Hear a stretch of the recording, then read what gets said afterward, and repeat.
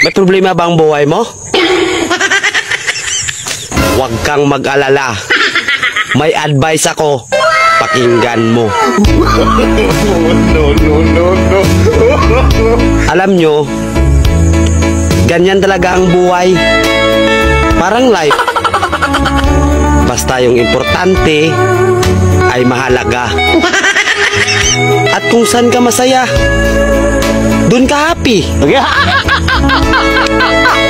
Basta huwag kang maniwala sa swerte. Kasi malas yun. Minsan ay sometimes, kaya matuto tayong tumanggap ng acceptance.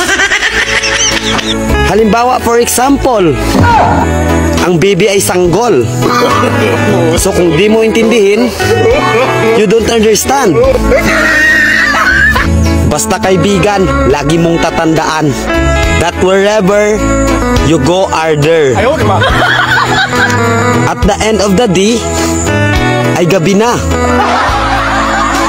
At alam mo, walang umaga sa Japan. Kasi lahat sila ay hapon.